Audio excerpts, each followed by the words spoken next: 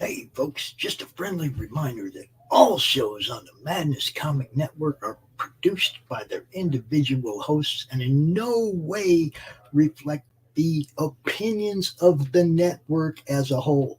The statements in the following broadcast are not necessarily the opinions of the Madness Comic Network, its staff, sponsors, or contributors.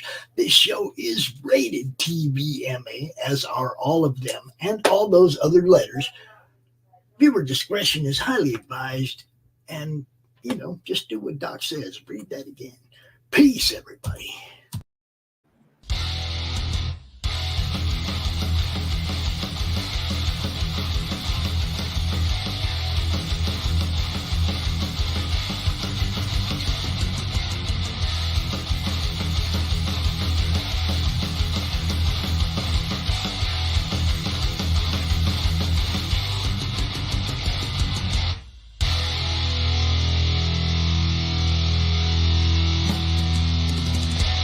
Flip City Magazine is just really pulling out all the stops, man. Your guys' production value of this magazine has gone insane.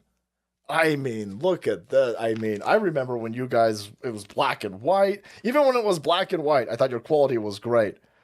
But damn, they just really stepping it up a notch. Look at this. James Corbett, boys. James Corbett. Genuinely cutting. But also funny, and obviously just chaotic and very fun. I love Flip City. It has brought new types of badassery and integrity to the print medium.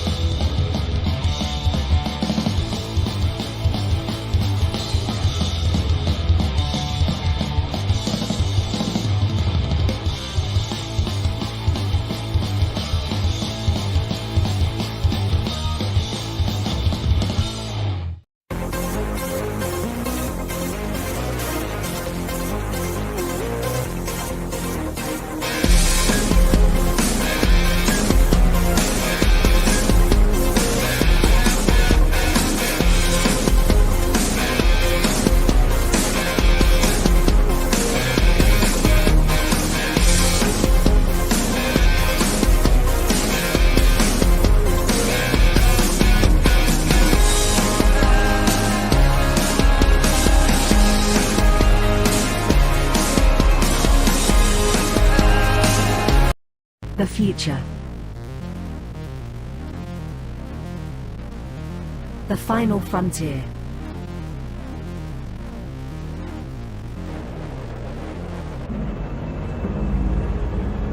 It has never been so uncertain as now.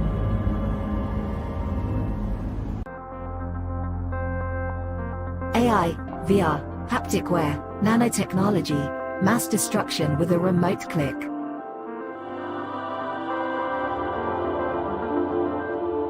Now we are finally seeing the true potential and dangers of an ever-connected and overly policed hyper-technological world.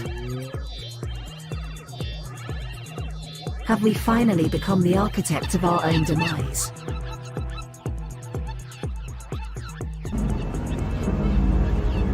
Is there still hope?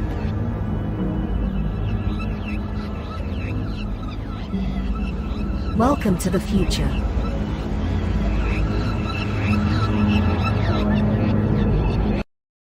Welcome to Punk Droid.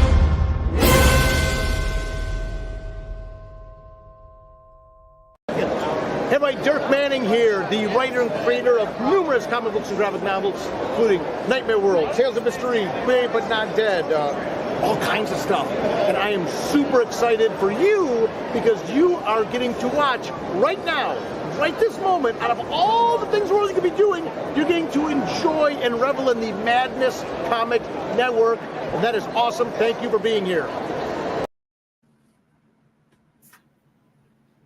All right.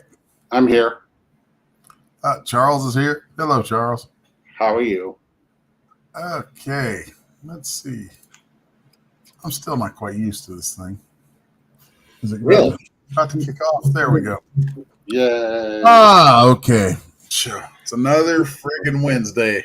We're back. So where are you at, Charles? What are you doing? What's going on with you today?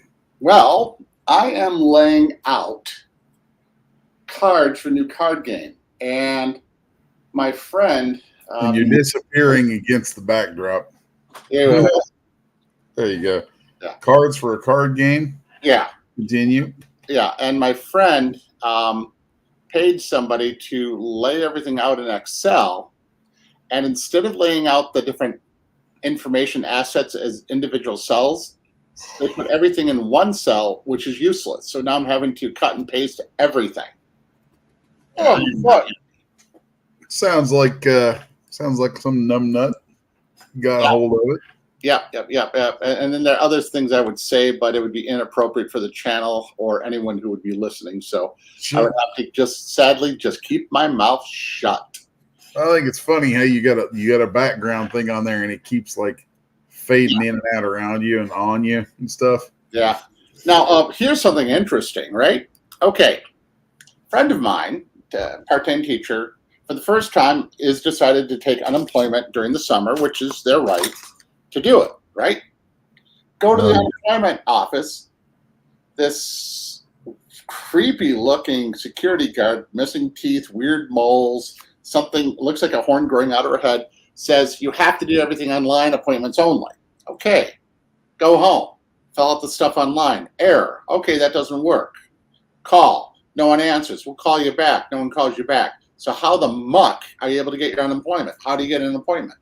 Because all the vectors are closed off. It's beyond asinine. And my friend is the type who doesn't like to put in effort. If it fails easily or there's any type of pushback, they just walk away and say, can't be done.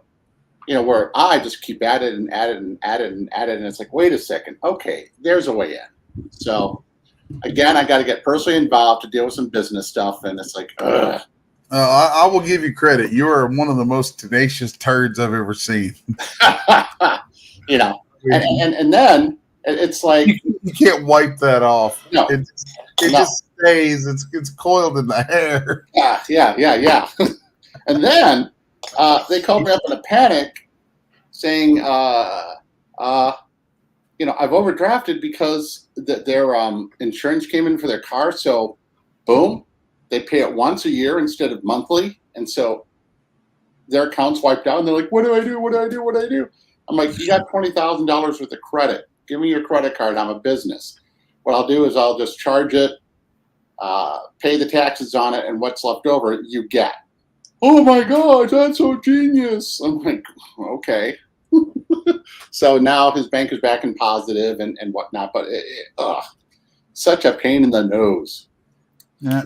Now, it's interesting. I wrote an article today, which I find very frightening.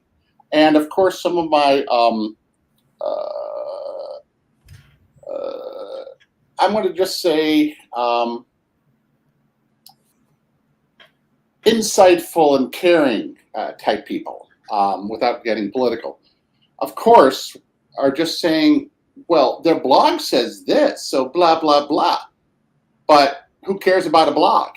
A blog is not legally enforceable. What's legally enforceable is a contract. Did you know that Adobe has a unlimited license to all your work you do with their software? That's fucked up. Yeah, if you want to pull it up, this is quite interesting. You want to pull it up, look up Adobe agreement, or whatever it is. Adobe. I'm sorry, it's cracking me up because like you keep getting holes in your mouth and stuff. I'll turn it off. That background thing is really trashing you. Yeah, I don't know why it's so bad. Probably because my hair. Your hair and everything, and you blend in with your background quite a bit. None. Okay, there you go. Yeah. You can tell mom's been in the background. Every time I clean a room, she fills it up. So pull up Adobe, right? This gets interesting. Adobe agreement. Let me just try to find it if I could find it. Adobe agreement.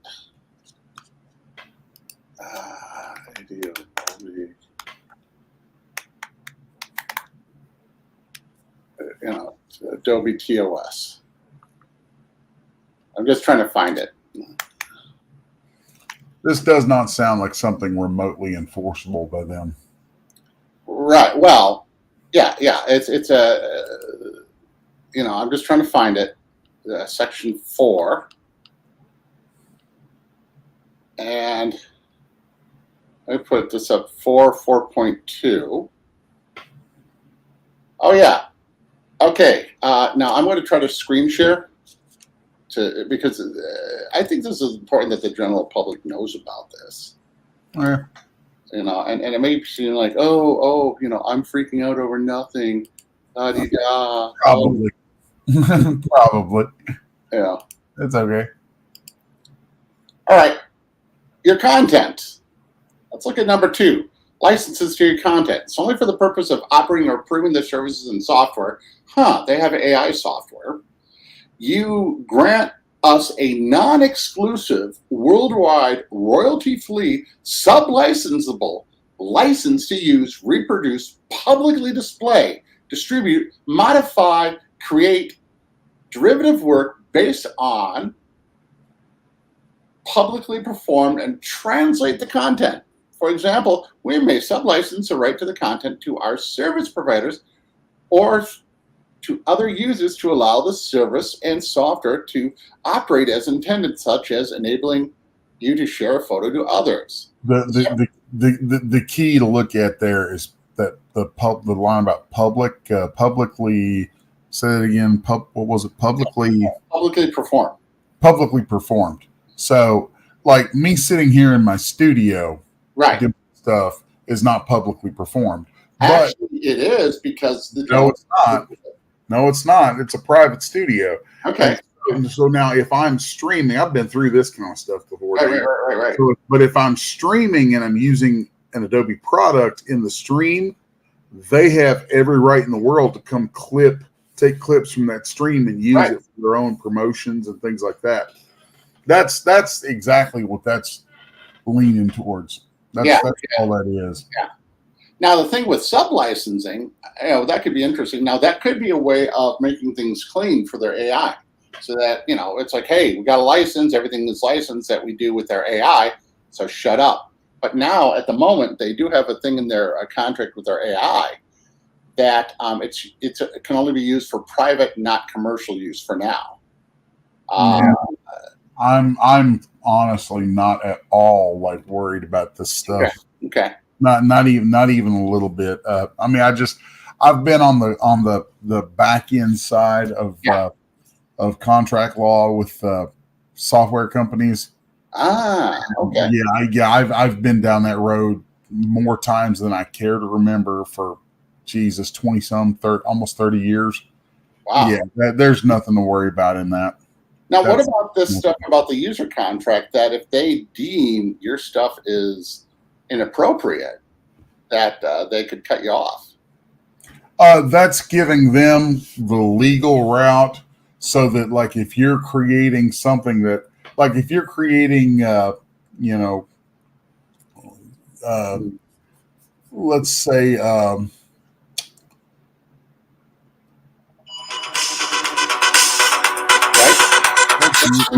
Yeah, hold on. One moment, please. Okay.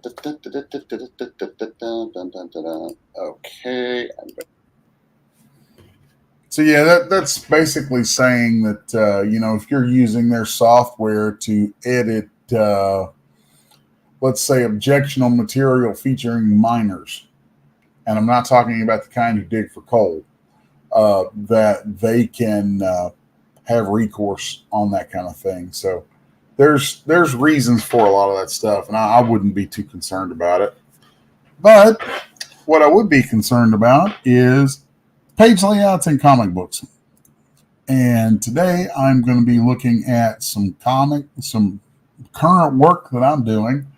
I'm not going to disclose too much about the project, about who it's for and all that kind of thing. I'm just showing some layouts, and then I'm going to be doing some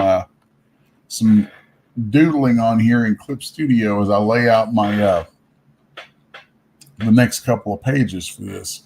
So we have a scene here with a character who is she's a princess who's got these courtiers and there's a coup happening in the castle, and she's taken off. She's fled out a secret passage, and one of her friends turns out to be a traitor.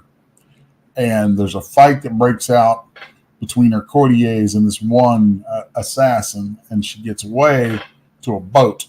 And then here we're laying out a page where she is on the boat as the fight continues off behind her, and she'll be moving out, fleeing the scene, and we're going to be working out the logistics of this. Now, I liked having this off-kilter panel here because this is going to be a shot of, I believe it's a shot. I need to consult my script real quick.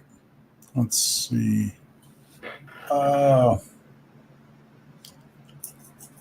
Let's see. Yeah, it's a shot back at the fight scene going on there, which I'm very weird about fight scenes and the way that I go about them. A lot of times I will use toys or mannequins or digital mannequins or different things like that so that I can really lay out my fight scenes and have them be very plausible. So, like, if you look to the scene up here, you'll see there's a thing going on where there's a chick coming into this group here about to stab someone, and another one reaches and blocks the stabbing. So here you have the block, but then the attacker has her hand on the wrist that's blocking, so she can pull it, and it would spin the chick the other way so that she gets stabbed. So I trained in martial arts for a very long time, and I really got into training in martial arts because for my comics I wanted my fight scenes to be very authentic. So that's one of the things that I need to pull into this, is something that references what's going on in this scene. And the shot, you just correct my pencil here. Yeah. There we go. The shot is going to be looking up these stairs. It's kind of a rough-hewn stone stairway going up, and there was a railing here that I can see over here in this other panel. What book is this? It's a contract for it's the one that I'm doing for Mike Vaughn, and I don't want to say too much about it because I don't want to give too much away. Yeah, just say it's just a project for a client, and then so anyway, right now I'm just kind of roughing in, doing some doodling here for these for the walls, and then I have these lanterns, so I'm just going to block all this in.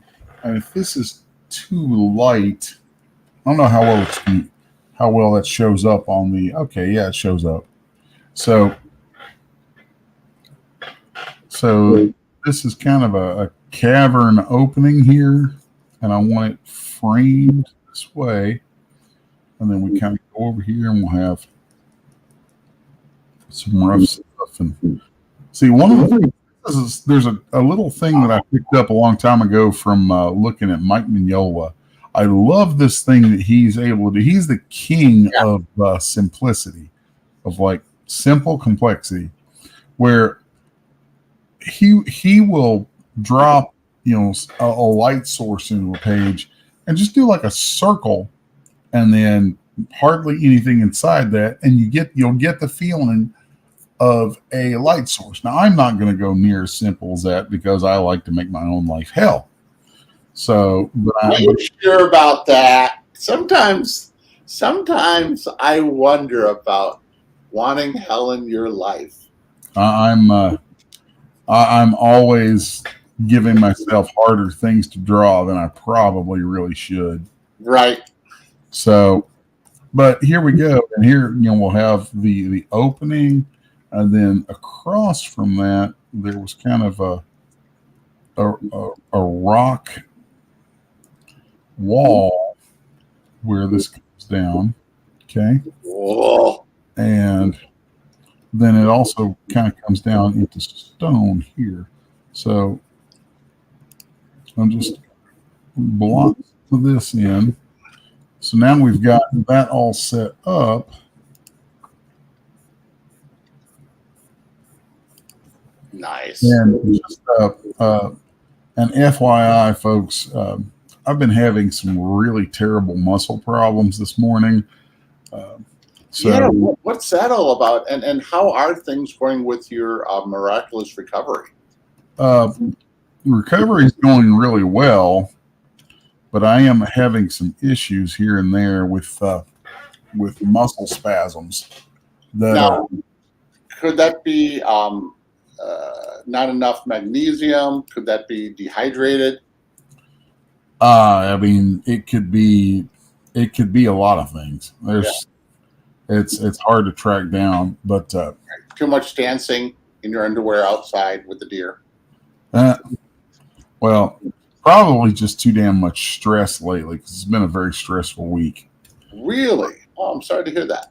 Yeah. Last Saturday night, my fiance nearly died. Not fun. No, not cool. I was in a position where I was seriously debating grabbing a knife and a straw and opening up a manual tracheotomy in her neck. Oh. So. Damn. So that's serious, sir. Yeah, it was not something to take lightly at all. Yeah. We found out she went into anaphylactic shock. Okay. And was choking to death. Wow. And I was on with 911, and we got an ambulance here. It took them about 15 minutes to get here. Yeah. If they had been another couple of minutes, then you would have. She would have gotten a field trach. Yeah, her neck would no longer be a virgin. That's disgusting. But but we found out that she's contracted a thing called alpha-gal syndrome. Alpha-gal syndrome? You mean she's such a tough woman that she chokes herself or becomes immune to things? Choke me harder, Daddy. Why is it that here your poor wife nearly dies, right? And I make some jokes and they're actually funny. What the hell's wrong with me? Because you're terrible. So she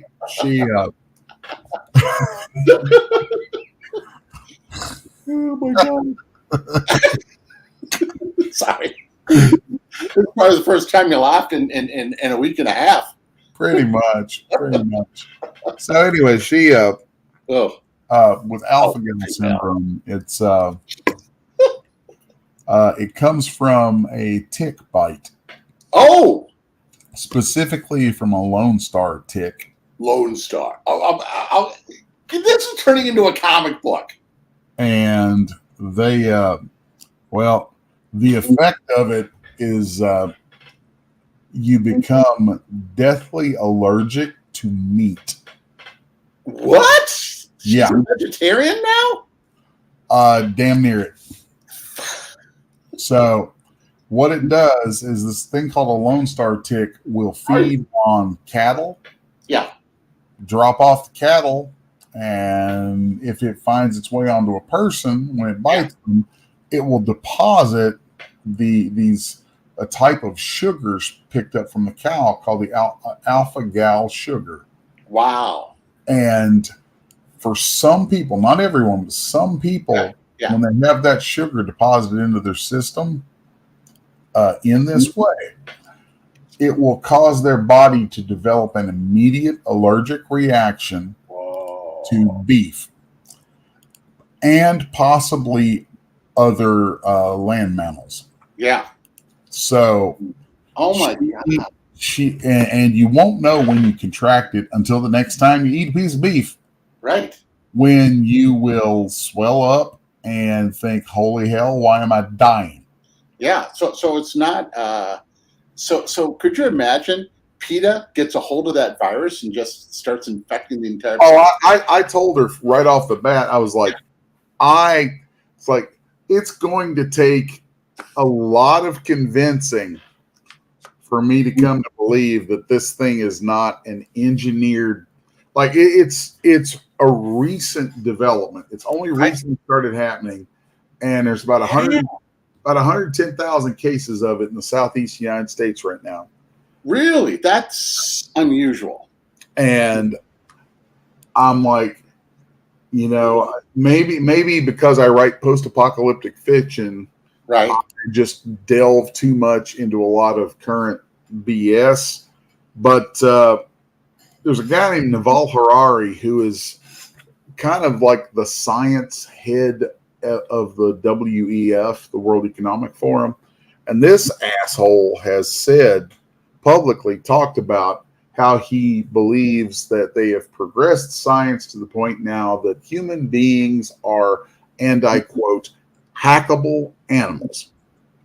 Then there's been times when I think Bill Gates talked about it. Naval Harari talked about that. There's a number of these guys who have talked about how useful it could be to create something that made consuming beef specifically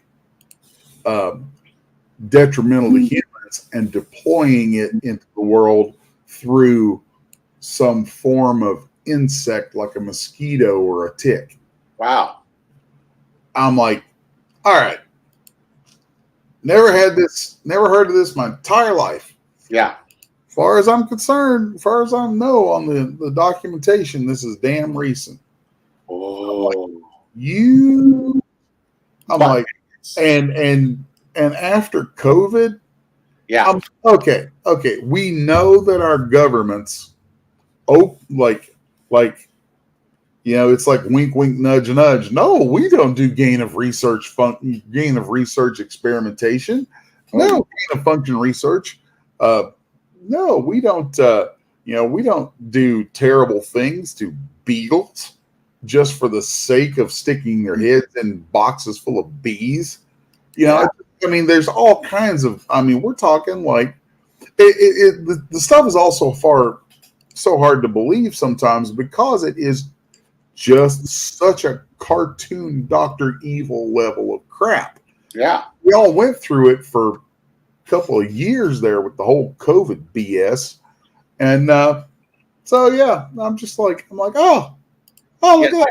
I know some people are still purebloods, and it's interesting how they've not developed anything new, or they just don't get sick in general. And all these people around them, like, oh boy. I did find it interesting how I was with you.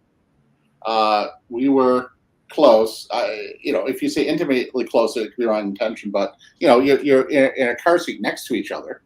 But you got COVID. The goofy girl got COVID, Sammy. Your host at the convention got COVID. I did not get COVID.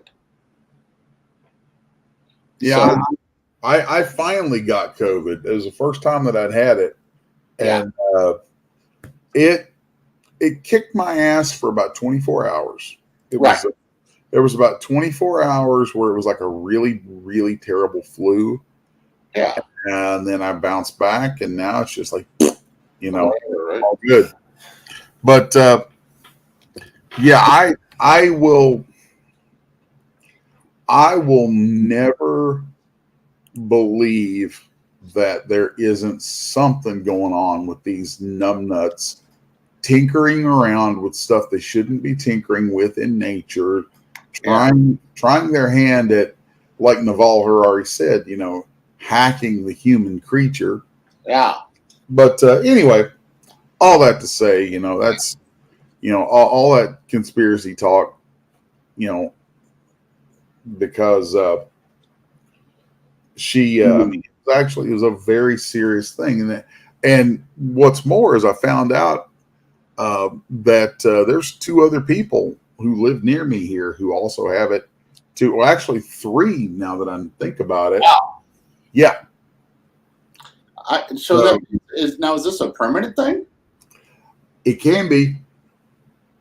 Wow. So she can't go to McDonald's anymore. Oh, she gets chicken. Yeah, but she can't. The allergist anymore. The allergist said that the specialist in Lexington said that basically until they determine otherwise, if it doesn't fly or swim, don't eat it. Wow. So no earthworms either. I don't know about that. I mean, if it's WEF engineered, I'm sure she could eat the bugs. Yeah, magical. You will eat the bugs. Hey, I ate bamboo worms when I was in Thailand. I thought that was fun and crunchy. You're so weird. What? I was curious. It's like, okay, if this whole society can eat them, why can't I eat a bamboo worm? So, okay, this is kind of weird but fun. Because you're a goddamn American. It's like why won't you try the worms? America. So, I'm a 2-arm, 2-leg, 2-testicle most of the time American. Wait. So what is different most of the time? I had birth defects. We'll just leave it at that. Oh my gosh.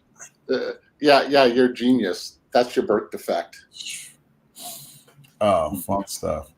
But yeah, anyway, so that's what my last week has been all about. Oh, so right now, from you. I'm like, okay, we were at all. We were in the hospital. The reason I couldn't do the show last week is we were in the hospital, and I was sitting at her bedside for days. Oh yeah, hoping she wouldn't expire. Making, just being there for her. Yeah. And doing that. So then you're a good husband. Well, I wouldn't go that far. Damn. Okay, you're a dutiful husband. You're like a Boy Scout. I do my duty, and there's like rows and rows of toilets. Dad, I have a duty. Let's see. Anyway, back to the issue at hand. I'm gonna throw a new layer on here and set it to a layer color, and I'm gonna change this color so that I've got a red layer here. So when I draw into it, it'll come out that red line. And I'm just doing it here so that I can kind of better differentiate between it and the blue line stuff. So I've got how many characters here? 1, 2, 3. It's like 4. So one's going down, 2 are going to be fighting the attacker, and that sort of thing. So let's just start off with, let's see, the attacker. And then this is just simple blocking. Damn, that's amazing. Look at you. So simple blocking here. So there's an arm, and there's that. And let's see. So there's like some general shapes and things that I find are really useful. Okay, go.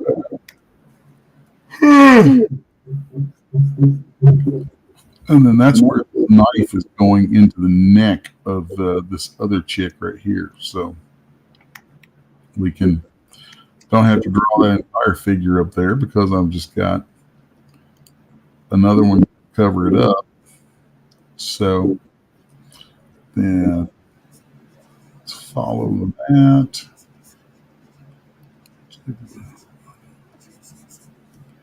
Then there's going to be her hand. So multiple character shots like this are a royal pain in the ass. Really? Oh yeah, always. Because it's hard to work out these shots and have it readable where you can see, the where parts of one character are occluding another character. It can get confusing. So I'm trying to decide right here. There's her hand. And let's throw arm shape in here. Okay. She is going down right here, not in a fun way. So Going down. And the characters, these chicks are all wearing dresses. That actually gives me some room to some things. So that's okay. There's that. Are you yawning? Are you that new guy called Yanni? Jesus, you can't ever let that joke go, can you? Oh, so here we've got some legs here, and there's the dress shape. And she's got big hair, which is fun. All right, so there, character A, character B. Character A's hair is kind of like that. And then now I've got to fit these other two in there.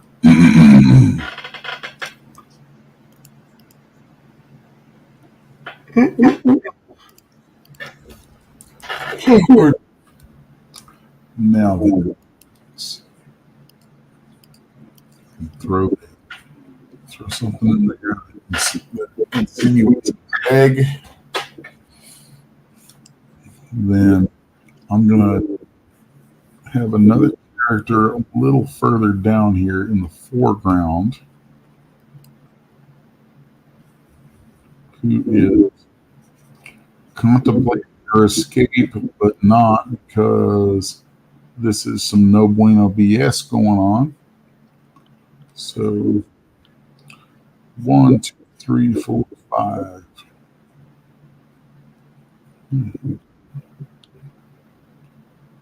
But then that gives us a chance to put his hand here and add a little expression.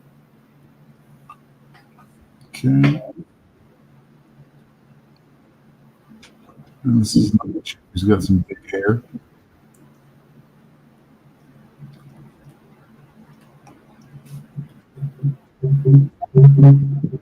What is that? What? That thumping. I'm not thumping anything. Maybe. Can you hear me? Yes. Am I good? All right. 1, 2, 4, 5.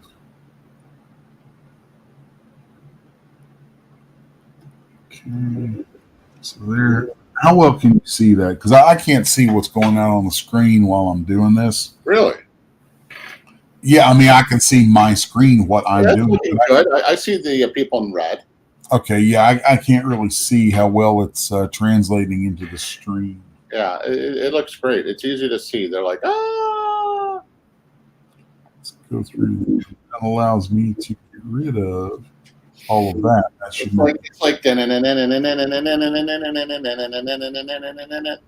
type thing. Okay. That should make that a little better. 1, 2, 3. Now, I'm looking forward to doing a Rari piece. oh, I'm sure. What would you do for a Rari piece? We should have you do it for next time. I don't know. If we ever get a Rory book off the ground, Yeah. there's a stupid thing that I feel belongs in it that must happen, Yeah. and it's completely retarded. Okay. It would be funny. It would be the cat's arch nemesis. For those who don't know, since we're jumping into something that nobody has any context for, Yeah, I'm good at that. yeah, I'm always having to backpedal to kind of fill people in on where your brain has toddled off to. Dude, sometimes conversations use like try to keep up with a psychotic toddler. Rory's this project Charles has going that is a kaiju cat in honor of his cat that he had that passed away recently. And anyway, there's I was outside working with my chickens one day, and my new batch of chickens are Jersey Giants. And I thought, Jersey Giants, huh? Giant chicken. Whoa. Then I thought, kaiju chicken. Yes. Oh my God. You know. You got an image of the two fighting over Paducah, and some of them was getting smashed. Like Rory versus the Jersey Giant. The Cocksmith. The kaiju chicken. Just kaiju chicken. Jersey Giant, you know, the kaiju chicken that they just call the Jersey Giant. Like, you know, set it in Atlantic City. The Jersey Giant trashes Atlantic City and Rory comes to the rescue. I mean, it's completely stupid. But I'm just like, cool. You know, and I just picture somebody on the ground being like, how do we know if it's a boy or not? And they look up and they're like, oh shit, it's a girl. There's an egg. You know, and it's dropping a big fat egg right out of its ass right on top of, you know, a block of Atlantic City. The dumbest shit ever. Like literally just going for the dumbest possible thing. But That's awesome. A big black kaiju chicken, you know, and then people saying, oh my God, the city's being overran by a big black cock. They're like, that's not a cock. Those are boys. That's a chicken. Yeah. You know, that's a hen. So, I mean, it's like the jokes write themselves because they're so simple and stupid. Anyway. That's awesome. Oh, what a day. So we've covered global conspiracy theories. We've touched on global conspiracy theories, deadly diseases. Touched on possible copyright failure to copyright enforcement or weird copyright issues and software law. What other crazy crap have we touched on? There was you know, and in the course of the software law thing, there was the mention of you know, the untoward things involving miners and not the kind who dig for coal. Wait, what? What's this about? there was a line from that contract that you mentioned. I was like, oh, that's exactly what this is about. Is if you use your software producing this kind of material, then they can, gives them an out. Yeah. So from all that to ouch. What is up with Kickstarter with their NSFW that now that they're using Stripe, some European attitudes are becoming like, we've got to obey and no boobies. We might cause straight people to happen. I don't know. I haven't heard shit about it. I do know that, the folks I know who regularly put up some NSFW comics on Kickstarter are still doing it and are making bank. So, yeah, we're going to work on a secret project too that may show ooh la la nature. It's an experiment. We'll see if it goes well. If it does, okay, then that gives us slush to do the stuff we really love, like Kaiju Neko no Rari or Auto Clash or I just I'm gonna be drawing. People are gonna be like, why are you drawing a big black cock? It's not a big black cock, it's a big black hen. Yeah. that joke is never gonna die. It's just too funny. Wow. Hey, so that means that if that chicken gets roasted, does that mean that you'll be eating? Be eating chicken. Big black what? No, I have no roosters. There are no cocks in my coop. Oh boy.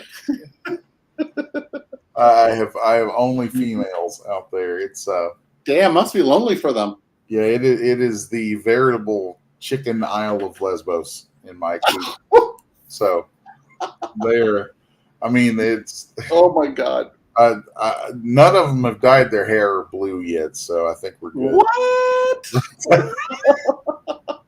Oh, I'm gonna get so canceled for this episode. You try. Last I looked, none of my chickens had nose rings, so I think they're all. That's hysterical. For anyone who wonders, I don't give a damn if you're a lesbian or have a nose ring or have blue hair. Just don't be stupid. Okay. And it's a coop full of females. So there it is. Damn. And I'm not getting done what I set out to do here. So I'm going to get back to drawing. So when they were underneath your infrared light and they were growing up, would you say you had a room full of hot chicks? Yes. Yes, I actually had a crate full of hot chicks. Wow. Yeah, and they were not ordered from Russia. So, yeah. Why are we so wrong today? Probably because I'm extremely tired, and talking makes me very tired. Really? Yeah. Yeah, talking these days, I've been debating with myself about continuing the cast for myself, beginning it off, because it leaves me exhausted to talk for an hour. Oh, it really does. I'm actually very, very worn out when this is done, and it pisses me off because I'm not. I'm actually really physically fit for somebody who had a goddamn stroke. Right. And I can go do physical shit for hours and hours on end and all that. But talking and kind of the thought processes to it. I used to be able to talk and do things like this at the same time all the time. Okay. It's not a big deal. But now takes a shitload of concentration just for me to keep doing what I'm doing here. Right. And then when I'm done, I'm just so spent, man. I'm exhausted as hell when it's all over. I'm sorry to hear that. Yeah, I'm not happy with it. It's actually become one of the issues for me with doing conventions. Is that, oh my God, because of the convention, I'm at the table and I'm talking the whole time pretty much. And it's mind-numbingly exhausting. So here's what it is. So I don't know. I've been very much in a mindset lately of considering drawing back on a lot of things like that. Okay. Because respect that. It's just, where I'm most effective is pretty much here in the studio doing my work. Yeah. And doing shows and stuff. I just did a show in Lafayette, Tennessee this past weekend. And it was a great show. I mean, it was a tiny show. It was their first year, but first year of the show, but it was good.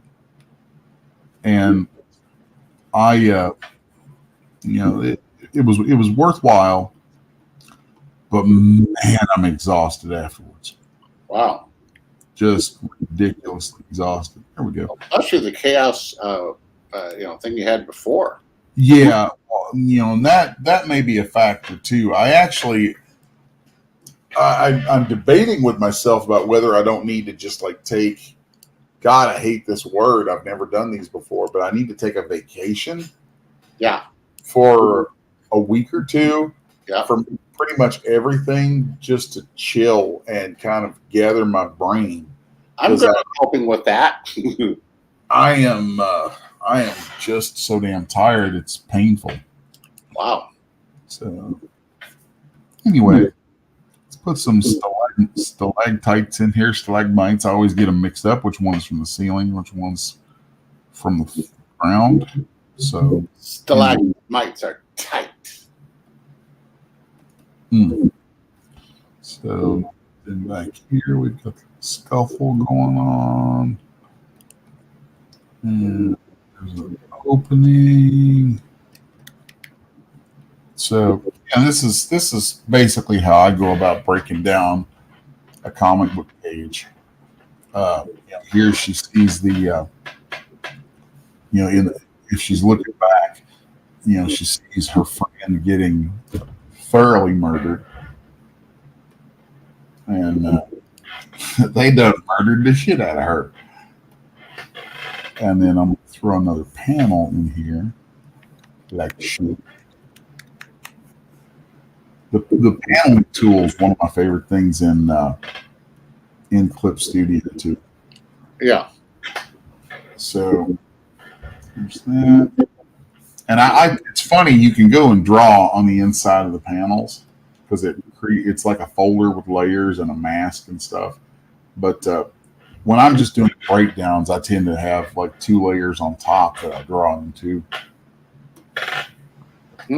So there's that. Then right here, I just want a reaction shot from her. Yeah.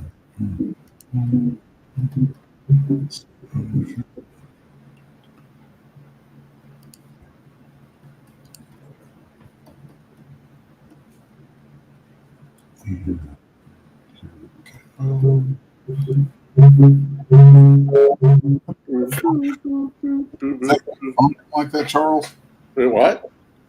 I keep hearing this thing just coming through. I don't know.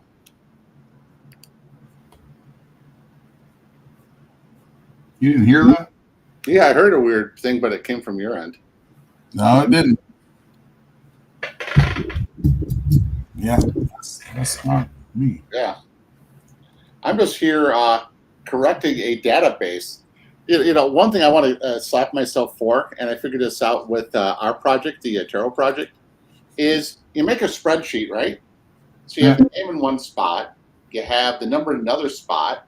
So all you have to do is just a data pull, like you're doing letters or something, and then all the lettering can populate. And you already have the instructions within the template, the master, on how to do everything. And then all of a sudden, boom, it's perfect. It's like, my God, this works. I can see that. Yeah. And now with this, I don't know. This one guy is he used to be an art director for Marvel Comics, we're working on a project together, and he's making a gummy product. You talked about this. Yeah, and basically he's like, well, I want a game. You have a game. You have a game for playtest it. I was like, I don't have a game to playtest it. Well, I do now. So basically, what it is you are a venue, I'm a venue, and every other player is a venue. And we start drawing cards, and then we build a hand of five cards, and then we put down, and we have set percentile dice to show our hit points, or not hit points, but it's fans. So we all start out with 30 fans or 15 fans or whatever. So we start with all having 15 fans who are popular enough to be invited to the venue to manage bards. So then I'll pull out a bard, you'll pull out a bard, everybody else puts out a bard, and then we'll pull out instruments, and then we could build on it. So within 2 to 3 rounds, we figure out what the numbers are, and then you may lose fans, and then I gain fans. And the goal is to end up getting to 30 fans or 100 fans, depending on what it is. So I'll be testing the mechanics this weekend in Boston. Interesting. Yeah. Yeah, there's a little project that I just say I finished the first draft of something that's been boiling in my brain for a very long time. Yeah. Actually, was a project started a long time ago with my son, and it's a game system that I'm sure you'll end up talking about it at some point. But yeah, I've pretty much dusted it off, hammered out the mechanics of it, and it's pretty damn cool. Wow. Yeah, it's actually it's not a specific game unto itself. It's right. a system. It's a system that for building interchangeable board games. Oh yeah, cool. So yeah, it's pretty wild, and I think it's going to be a really, really sweet thing. I've got a couple of projects that I'm looking at doing games of with this, and there's a few different things I've got in mind. Good. We shall see where that ends. So, but we got to get the tarot deck thing off the ground though. Oh, I know. That is like I'm just waiting, and you had a busy time, so that's why I've been quiet. Yeah. I gotta get the last of my crap for that done, and yep. And this may sound weird, I love drawing black characters. Yeah. Because there's certain things that I can do that is just fun. Like, I can totally understand why a lot of white people are jealous of black people's hair, because black chicks do the best stuff with their hair. It blows my mind. Yeah. I mean, between all the different kinds of braids, the cornrows, there's all kinds of different stuff that's just, it's so cool. And then I'm working on this thing here that's it's kind of I don't want to call it Afrocentric because it's not. Dude's not. He's not trying to make a political thing out of it. But I mean, it's the main characters of it are all are of an African persuasion as far as their look goes. But it's a fantasy world, so when you find it, there you go. And I'm enjoying the hell out of the artwork. Was that the guy you met when I brought you out to the? That's Mike. Not Mike Vaughn. Yeah. So I've got like 3 pages left on this project for him before we get into actually doing. I may end up doing the rest of the book for him. Just depends. We're talking about things. Yeah. And and right there is one of the reasons why I do all my pencils now digital. Yeah. Because it's so much more effective to make it that way than it is to have to just erase crap, you know? By the way, have you ever heard of Chill, the horror RPG? Yep, long time ago. Well, guess what? The people who own the property have literally dropped a finished comic book in my lap. Nice. And they're like, oh, could you Kickstarter this and whatnot, blah, blah, blah. So we're negotiating something, and it's like, hey, what about the other books? Oh, we don't have them done. I got a fast artist who's good at horror. Yeah. So, you know, when the time is right, I'll pull you in. Cool. You know, and I found the style that was interesting. It was primarily a photographed book. I'm not. Where you use photographs, you know, like similar to Neil Adams. You know, he would photograph a lot of his things, collage it, and then just ink over that. That can work. Yeah, and I do a lot of collaging myself. You know, and then because I'm not skilled enough yet, I have inkers, you know, fill it in for me, and it looks pretty good. And then I color it or have my colors do it, and then I do all the typography. So, what have been your challenges with dealing with this book, if any? And do you ever, when you're like, oh, I can't figure out the angle, even though you can figure out the angle, do you ever just 3D it and then move the camera around and be like, oh, damn it, that would have looked great. What the hell? Yeah, sometimes. I mean, I've seriously considered building a quick model of this boat because it would help me out quite a bit. Yeah. But well, guess what? It's 11 o'clock. That's actually not a bad idea. I may go do that. I may go do that here in a minute because I've got to repeat this boat a bunch of times. And if I build a 3D model of it, then I can place it and I can manipulate it a lot more and be super consistent. Yeah. It's actually a very good idea. I've got there's this boat and a much larger boat coming up that I have to do. So you gotta admit, sometimes it's funny how I'll come up with ideas for you, and you're like, "Wait, why didn't I think of that? What the hell?" Well, I do that. I do that quite a bit of things. I just surprised you didn't do it. Hadn't thought about it on this one. Well, you've been very busy. That would probably help me knock this out a little quicker. Yeah. Well, anyway, so that's been it's 11 o'clock where I'm at. So that means I need to go to a client to do some freelance work. So, hey, Pops, roll the commercials. Yep.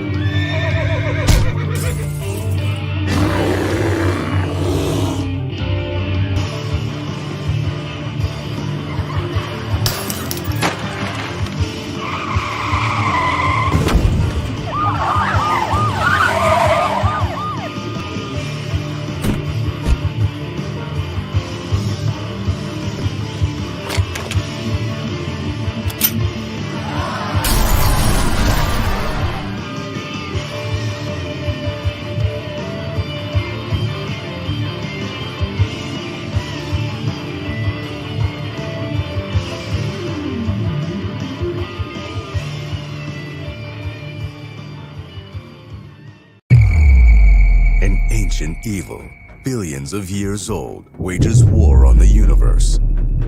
Entire star systems are vanishing without a trace, leaving devastation in their wake. Nexus, the intergalactic guardian of lost souls, must stop the unnameable terror and its expanding scourge of destruction. The totality of everything in existence will collapse upon itself if he fails. With the fate of the cosmos in the balance, Nexus must confront his most dangerous adversary yet. Can he save creation from total and certain destruction, or will darkness reign supreme? Find out in Nexus Scourge, the all-new epic sci-fi adventure from Eisner-winning co-creator Mike Baron, exploding with Kelsey Shannon's dynamic artwork. Available now at baroncomics.com.